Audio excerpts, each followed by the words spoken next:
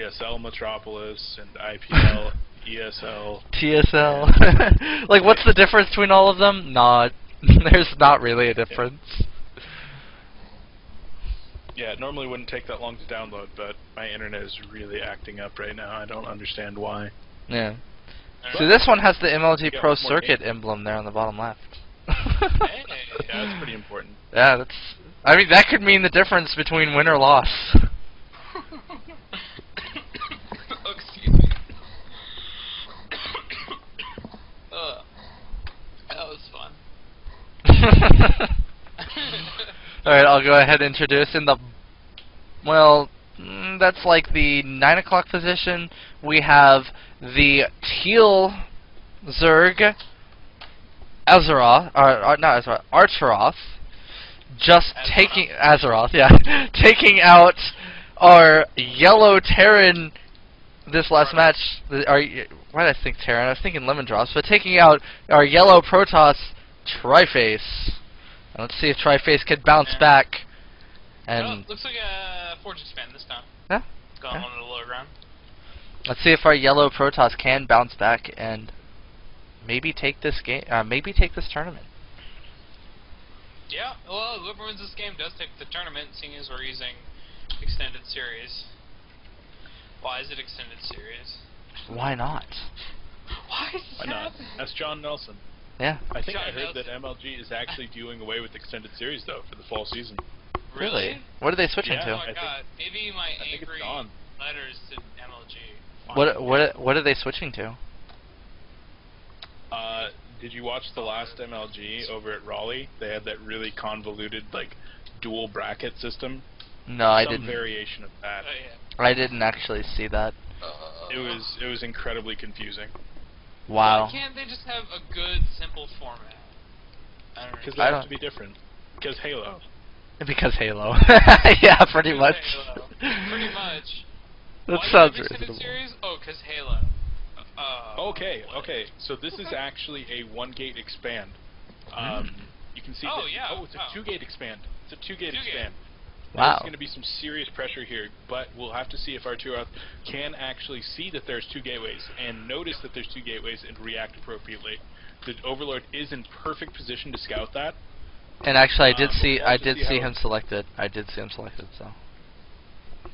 So He we'll knows have to see about how he reacts, if he goes ahead and throws down a gas very quickly here, or what he chooses to do.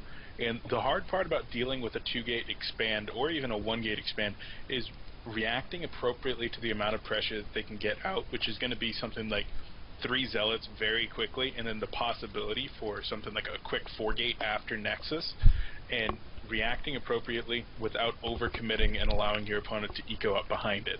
So we'll see how Arturoth does go ahead and deal with this. And I'm we do really have glad to. he's taking gas. I've seen a lot of Zergs, like even Zergs in like Diamond and Masters, who will see a build like this and take their third anyway. It's like, Yeah. what are you doing? So I like that he's actually right into the situation and isn't just copying his build from someone else. He's actually taking gas. So It's actually going to be a 4-gate again. He just faked me out by putting it on the bottom, Psych. so I was really excited that it was going to be 2-gate expand. But Yeah. maybe it's actually going to be a 3-gate. He's only dropped Could one. be like additional a gate. 3-gate stalker pressure type dealio. Yeah, it could be a 3-gate pressure expand, but no, there's the 4th gateway, so No, there's- it's going to be a 4-gate. He's gonna hard. Tryface. Bad days. Tryface. It's He's One. like chronoing more. I would say. Yeah, he needs to be hitting that chrono, but... Oh, okay, so Zerg back at home, going to be hitting that 100 gas right now, so he should be finishing up speed, but he's actually going to be dropping a Roach Warren right now. Yes. So doesn't want to have to deal with the high amount of Zealots that he did last time, and instead choosing to drop that Roach Warren. So that's going to be much more effective against the Zealots when they're on creep, but a lot less effective against Stalkers.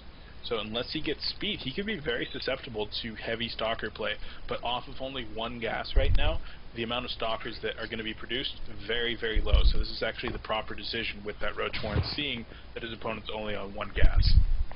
Right.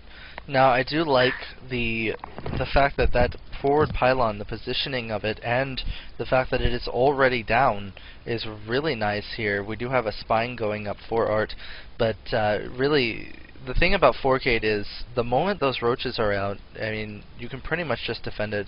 Maybe like 2 more spines, and you know, there's nothing that Tryface can do. Yeah, I could agree with that. I think that Arturoth is actually setting himself up in a very good position right now. That Spinecrawler, like you said, in a great position to be able to defend this. And with the roaches that are going to be able to come out by the time that Protoss starts warping in over here, I think that Arturoth is in a good position to hold this. No, it definitely looks like he is. And the number one thing about 4Gate is once you hold it, the game is practically yours. It's so hard to bounce back from a failed 4Gate. Yeah, the one issue that I'm having here is that he's actually producing a ton of lings. Ling speed is going to be finishing up here in about 35 seconds, but he just made a giant round of lings, and he doesn't have a whole lot of gas to produce roaches, and he's even going to make that lair right there. So he's thinking that he might be safe right now, and there's actually a ton of stalkers and zealots over here as one ling does go ahead and scout all the army units, so we'll see how he does react with this. He immediately sends his Zerglings back behind that spine. He's going to want to bring down that queen, but I think that he might actually have been caught by this. There's not enough roaches. Oh, and it's skipping! It's going directly into the main, and force field's off! Oh my god, the force field does come down. Oh, all man. The queen are going to have to fight with those zealots.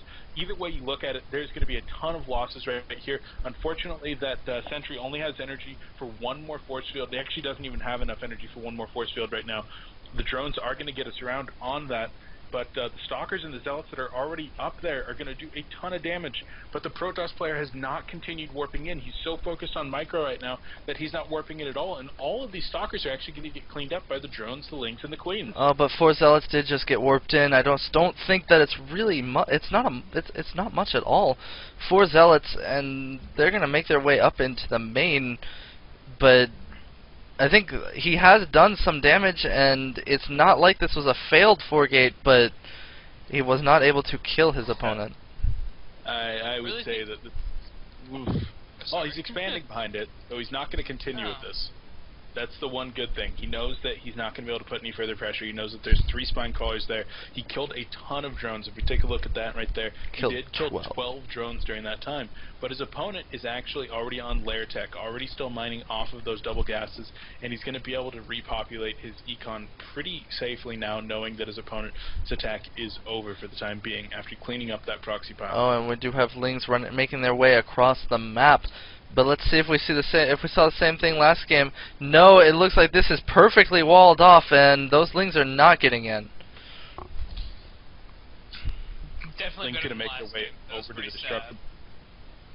Yeah, they're going to make their way over to the destructible rocks, see if they can give it a go over there. But a couple of stalkers are going to deter them from that course of action as well. 4 zealots do hold the front, and the Protoss is going to be able to safely expand right here. But the Zerg being so high up on tech right now is going to be able to go up to Spire, take 4 gases right now, and be able to get his eco going once again. And that Spire tech is actually going to do very well against purely gateway-based armies. That is definitely true, and we do not see any scouting from Tryface, so it's not like he has any idea that the Spire has gone down. He doesn't know exactly he doesn't know that he should react to this, and he's got more zealots than he has. Oh, well, no, he's about the same amount of zealots as he has stalkers, and he doesn't have a whole lot of stalkers, so any kind of muta play could be deadly here. The one nice thing is that the 3rd and 4th gas did just come up for the Zerg, so the gas income hasn't been extremely high, but as soon as that Spire finishes up, once he gets the minerals, he's going to be able to produce about 10 Mutalisks. And that's going to easily be able to clean up 2 or 3 stalkers, whatever is over there, easily be able to dart in and out of the 2 bases here. The one good thing here for Protoss, once again though, is that Zerg is only on 2 bases for the time being, and Metropolis is not necessarily the best map here for Mutalisks. Getting in between those 2 bases is one thing, but getting out of the natural is actually really difficult once the Protoss is going to be able to take and establish the 3rd. He's going to be able to contain them in the natural very well there if he gets just a couple of cannons up. And even getting a Twilight Council right now, Blink will be started relatively soon as that Mutalisks are going to start making their way out onto the map. Alright, it was indeed a lot of Mutalisks. We're sitting here at 11 and more on the way. So, are we at 11 yet? No, we're at 10 right now and more on the way. So, that should be, yeah, 11. So we do have 11 Mutalisks on the map, and they did fly right over the Xel'Naga Tower, so if Tryface was paying attention, and he was paying attention, as you see him moving his Stalkers in to defend this, but I don't know if he has enough Stalkers here. He has enough Stalkers to deter the Mutas. The Mutas are going to take extreme amounts of losses in thwarting these Stalkers. A Warp Prism is actually going to get cleaned up maybe here by the Mutalisks, and it actually doesn't. So there was actually two Stalkers, oh wait, two Mutalisks killed. Art paused the game, asking for 1 second. Yeah, so in that last engagement, 2 Mutalisks were killed in exchange for 2 Stalkers, and 2 other Mutalisks were very heavily damaged. So that was not a favorable engagement for the Zerg player, and with Blink already starting to upgrade there, the Stalkers could very much so clean up the Mutalisks and be able to deter any further aggression in the air. Art is complaining about lag, and Tryface is agreeing that there is indeed lag. Oh, you know what? It might be me. I'm just gonna leave the game and go to bed. I'm so tired. Oh, alright. I can't even talk right now, you guys. It's just me and you, Beef. It could be me too. Like I said, my internet was acting up. Oh, maybe. I already love the game though. So. I'm not really feeling any lag in game. I'm not feeling any. On Skype. I wasn't feeling any either, but I needed to go to sleep. So I will talk to you guys later. It was really fun casting with you. Well, it looks like these Mutas and these Lings are going to run up to the natural, but no damage is going to be done. But it just drawing out the Stalkers, as now the Mutas are in the main, and they're going to kill some. They're going to kill some probes here. Yeah, the probe line is wide open right now. No cannons. Oh, and there's no probes at the natural. Or there's nothing at the natural. Yep, those Mutas are going to continue to do a little bit of damage there, forcing probes off of the mineral line, even going to come over there and be able to take out a pylon, going to take out a Stalker. But the Stalkers are going to get in there. They're going to be able to clean up at least 1 Mutalist right there, and Blink is going to finish in about the next 3 seconds, so he would be able to blink after those. But behind this, our Zerg player has gone ahead and established his 3rd base, although the shaft duration is non-existent at the time being, but continuing to macro. He's up to 14 Mutalisks right now, and they're getting back into the mineral line. Oh once man! Again.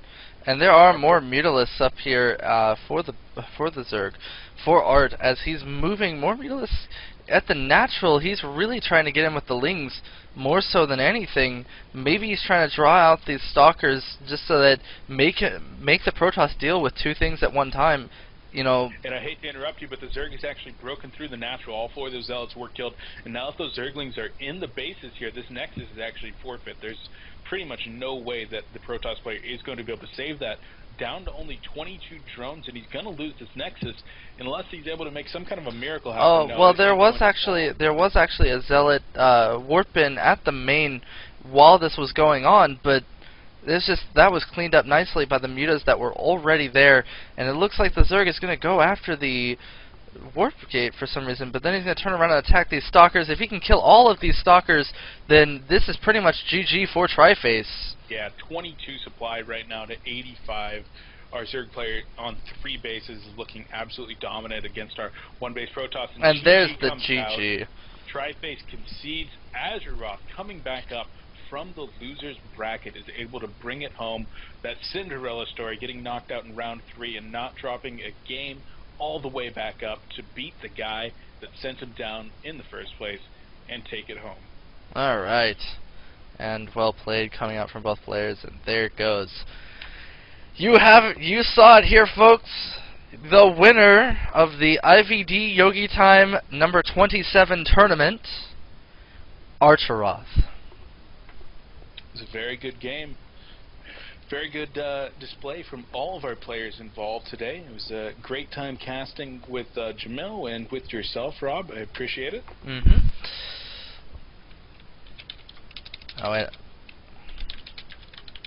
I want to do a quick shout out here. This has been the IvD Yogi Time tournament number 27, a gold and silver league tournament. Be sure to check